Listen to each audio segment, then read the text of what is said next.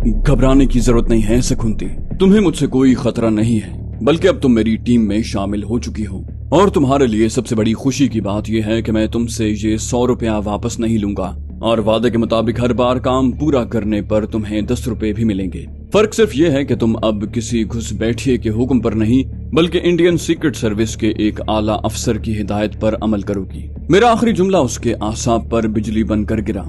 उसे खुद को संभालने में काफी देर लग गई। बिलाखिर उसने हकलाते हुए पूछा, क्या मतलब? मैं आपकी बात नहीं समझी।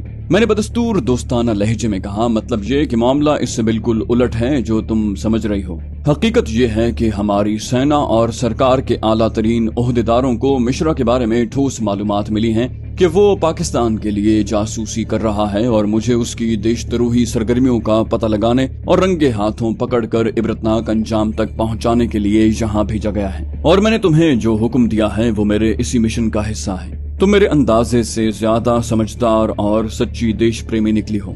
मुझे यकीन है कि तुमसे मुझे बहुत मदद मिलेगी। मुझे लगा कि मैंने उसे पूरी तरह घेर लिया है, लेकिन वो वाकई अच्छी खासी होशियार औरत थी।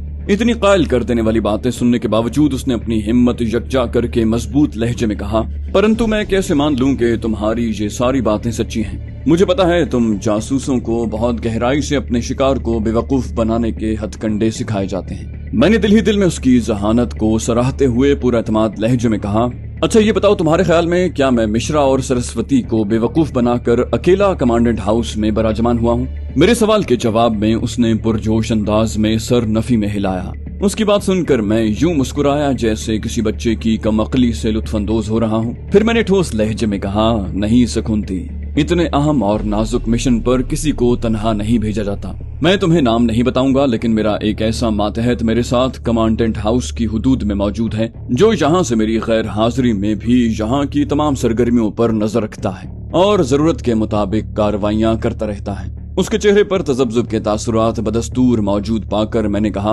अच्छा ये बताओ, मिश्रा रोजाना दफ्तर की जरूरी फाइलें अपने साथ घर क्यों लाता है? इससे पहले कि वो कोई कयास आराई करती मैंने खुद ही जवाब दे दिया।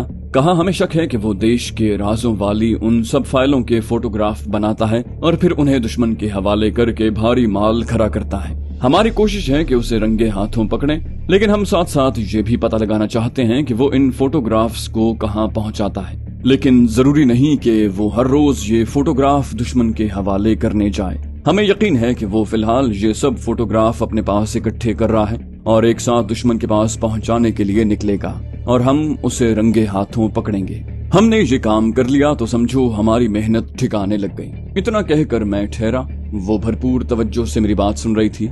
मैंने कहा, लेकिन हमें ये भी खतरा है कि कोई बहुत ही ज्यादा अहम फाइल उसके पास पहुंची तो वो उसके फोटोग्राफ उतार कर सिर्फ उन्हें ही दुश्मन के पास पहुंचा देगा और हमें पता भी नहीं चलेगा। मैंने उसी खतरे से बचाव के लिए तुम्हारी ड्यूटी लगाई है। तुम उसके कमरे से जो फाइलें मुझे पहुंचाओगी उनका जायजा लेने से मुझे पता चल जाएगा कि उनमें से कौन सी फाइल बहुत ज्यादा अहम है और हम पहले से चौकन्ना हो जाएंगे और उसकी नक्लो हरकत की निगरानी सख्त कर देंगे। मुझे यकीन है कि अब तुम मेरी बात अच्छी तरह समझ गई होगी।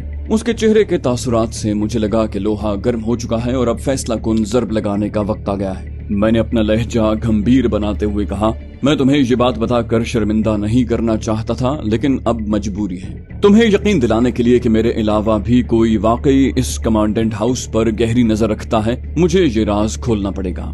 मैंने अपनी बात में मजीद जोर पैदा करने और सकुंती के दिल में तजस्सुस की आग को हवा देने के लिए खासा तवील तवक्कुफ किया और फिर दोबारा बात शुरू की।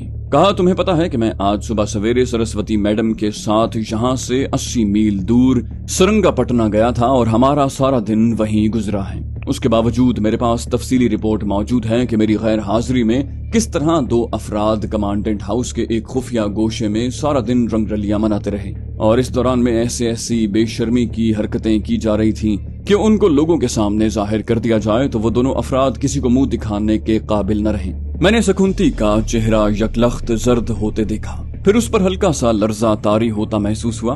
मैंने अपनी बात की असरअंगेजी भांप कर अपना लहजा मजीद मानी खेज बनाते हुए कहा, मेरे उस साथी ने उन दोनों अफराद के उन घिनौने करतूतों का मुझे बताया तो मुझे उस बात का यकीन नहीं आया था, लेकिन वो इंतहाई तजुर्बाकार और चौकस जासूस है, इसलिए उसने उन दोनों अफराद की इन हरकतों की अपने कैमरे से तस्वीरें भी बनाई हैं। जबकि उसने अपनी बात की सच्चाई साबित करने के लिए शराब के नशे में धुत उन दोनों अफराद की कुछ जाती चीजें भी अपने कब्जे में कर ली थी। उन तस्वीरों के प्रिंट कल शाम तक मुझे मिलेंगे। अलबत्ता उसने दोनों अफराद के जाती इस्तेमाल की जो चीजें अपने तहवील में ली थी उनमें से एक मैं तुम्हारे सामने पेश कर देता हूँ। ये कहकर मैंने अपने लिबास की अंदरूनी जेब में हाथ डाला और वो तावीज नुमा डोरी निकाल कर सकूंती की नजरों के सामने लहराई, जिसमें किसी जानवर के नाखून जैसी कोई चीज पिरोई गई थी। उस पर नजर पड़ते ही सकूंती का हाथ अपने गले पर गया और फिर खौफ से उसकी आंखें फैल गईं और उसके जिस्म का लर्जा बढ़ गया। उसने कुछ कहना चाहा, लेकिन हलक से बेमानी सी आवाजों के सिवा कुछ न निकला। मैंने डोरी उसकी तरफ बढ़ाते हुए कहा, मैं तुम्हें जबरदस्ती साथ मिलाना नहीं चाहता, वरना इसे उन गंदी तस्वीरों के साथ सरस्वती जी के हवाले करने की धमकी देकर मैं तुमसे हर बात मनवा सकता था। फिक्र न करो, वो तस्वीरें भी कभी तुम्हारे खिलाफ इस्तेमाल नहीं की जाएंगी। जरूरत पड़ने पर सिर्फ मिश्रा की गर्दन पकड़ने के लिए उनका सहारा लिया जाएगा। वो डोरी उसके हाथ में पकड़ा कर मेरे खामोश होने के बाद भी काफी देर तक सकूंती पर राशा तारी रहा। बिलाखिर वो किसी न किसी तरह अपने शिकस्ता आसाब पर काबू पाने में कामयाब हो गई। ताहम वो जब बोली तो हकलाए बगैर न रह सकी। परंतु रोहित बाबू, वो फोटो। मैंने उसकी बात काटते हुए कहा, ये सूत्र अपने गले में डाल लो और भूल जाओ कि ये कभी मेरे पास पहुंचा था। और जहां तक कैमरे से खींची गई उन तस्वीरों का ताल्लुक है, फिक्र न करो, जब तुम अपने देश की खातिर अपनी खुशी से मेरा साथ देने पर तैयार हो तो मैं वचन देता हूँ कि वो कभी तुम्हारे खिलाफ इस्तेमाल नहीं होगी। उन्हें जरूरत पड़ने पर सिर्फ मिश्रा की गर्दन में फंदा कसने के लिए इस्तेमाल किया जा सकता है। मैंने सकूंती के चेहरे की रौनक रफ्ता रफ्ता बहाल होते देखी। उसने खासे इत्मीनान और एतमाद के साथ कहा, मुझे अब आपकी बात पर पूरा विश्वास आ गया है रोहित जी। मैं आभारी हूँ कि आपने मुझे भरोसे जोगी समझा। आप चिंता न करें, जो आपकी आज्ञा होगी मैं वैसा ही करूंगी। साथ ही मैं आपको भरोसा दिलाती हूँ कि मैं पूरी चितराई से काम करूंगी। मैंने अपने लहजे में सताइश लाते हुए कहा, मैं जानता हूँ तुम बहुत बुद्धिमान हो और अपना काम बहुत अच्छे से समझती हो। मुझे ये भी एहसास है कि तुम सिर्फ अपने खराब माली हालात की वजह से मिश्रा के इशारों पर चलने पर मजबूर हो। फिक्र न करो, अपने फंड से तुम्हारी ज्यादा से ज्यादा मदद करने के अलावा इस केस में साथ देने पर तुम्हारी अगले ग्रेड में तरक्की भी दिलवाऊंगा। मेरी बात सुनकर वो खुश हो गई। मैंने उसकी हौसला अफजाई के लिए कुछ और बातें की और फिर उसे रुखसत कर दिया। इस तवील टाकरे के इख्तिताम पर मैं खासा इत्मीनान महसूस कर रहा था। सकूंती ने मेरे शिकंजे में फंसने के लिए हाथ पांव जरूर मारे थे, लेकिन मैंने उसके गिर्द ब्लैकमेलिंग का जो जाल बिछाया था वो इतना कमजोर नहीं था। उसे थक हार कर मेरे इशारों पर नाचना ही था। लेकिन मैंने उसके खिलाफ अपनी हिकमत अमली में जो रद्द-बदल किया था वो मेरा मकसद पूरा करने के लिए ज्यादा कारआमद साबित होने वाला था। अब वो ज्यादा दिल जमई से खुशी खुशी मेरा काम पूरा करती और उसकी तरफ से किसी नाजुक मौके पर मेरा राज फाश करने का खतरा भी बहुत कम हो गया था। अगले रोज सुबह सवेरे सकूंती फिर आन टपकी। बोली, सरस्वती मैडम और मिश्रा जी नाश्ते पर आपका इंतजार कर रहे हैं। उसकी तरफ से मुझे देखने और मुखातिब करने का अंदाज वाज़े तौर पर बदला बदला सा था। मैं इसकी वजह समझ सकता था। उसकी नजर में अब मैं महकमा खुफिया का ऊंचे दर्जे का ओहदेदार था, जिसके पास उसके संगीन राज महफूज थे, जो उसकी नौकरी का खात्मा करने के साथ उसे जेल भी भिजवा सकते थे। ये तब्दीली मेरे लिए बेहद साजगार थी, क्योंकि रुपया कमाने के लालच में उसकी तरफ से तन्हाई में बार बार लगावट भरी जलगारों का सामना करना मेरे लिए काफी अजियतनाक होता। मैंने भी अपने लहजे को मुरब्बियाना रंग देते हुए कहा, तुम जाकर कहो सकूंती कि मैं कुछ ही देर में पहुंच रहा हूँ। और हाँ, मैंने जो ड्यूटी तुम्हें सौंपी है वो याद है ना?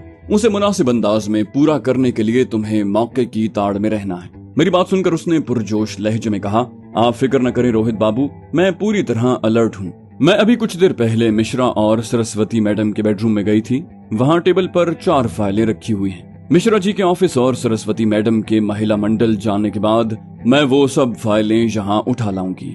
मैंने हंसते हुए कहा, नहीं, तुम्हारी ड्यूटी कल से शुरू होगी।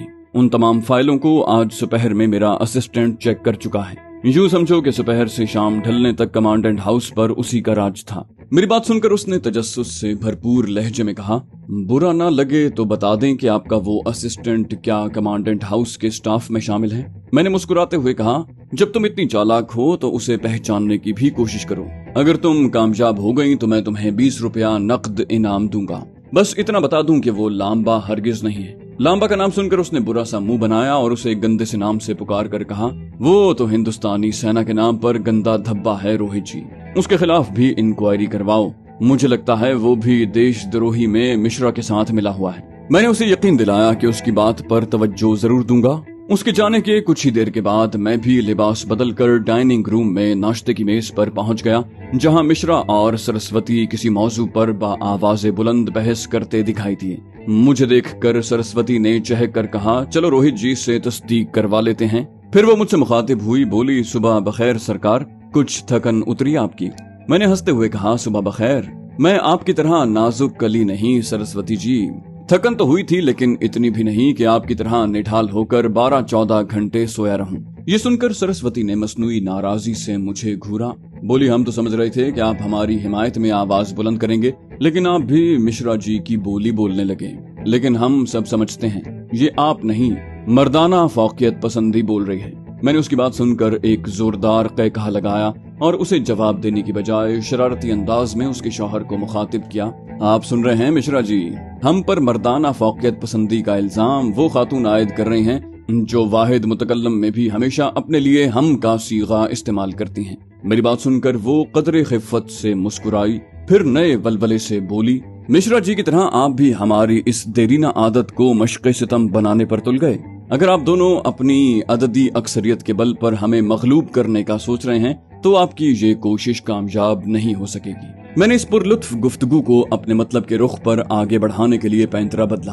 कहा, सरस्वती जी, आपको बतौर मर्द मुझ नाचीज की फौकियत तस्लीम करनी भी नहीं चाहिए, लेकिन आज शाम ही से आप न चाहते हुए भी इस बंदा हकीर की उस्तादी मानकर मेरे सामने जानुए तलम्मुज तह करके बैठी होंगी। सरस्वती ने कोई तीखा सा जवाब तलाश करने के लिए दिमाग लड़ाया, लेकिन फिर सर झटक कर बोली, आपका ये बुलंद मर्तबा सर आंखों पर, लेकिन हम आपको यकीन दिलाते हैं कि खुद को ऐसी आला शागिर्द साबित करेंगे कि आप हम पर नाज करने पर खुद को मजबूर पाएंगे। मैंने मुस्कुराते हुए कहा, वो जो कहते हैं कि न घोड़ा न मैदान, मैं अभी कुछ देर में अपने मशीनी इस पर सवार होकर शहर जाऊंगा और तमाम असबाबे तदरीसो तालीम खरीद लाऊंगा। हमें अपनी कॉलोनी के महिला मंडल की हफ्तावार इजलास में शिरकत के लिए जाना है, वरना हम खुद आपके साथ चलते हैं। इस पर मिश्रा ने जल्दी से कहा, अगर आप चाहें तो अर्दली टेकम लाल को अपने साथ ले जा सकते हैं, वो आपको रहनुमाई फराहम कर देगा। मैंने पुरजोर अंदाज में नफी में सर हिलाया, कहा, इसकी बिल्कुल जरूरत नहीं है मिश्रा जी।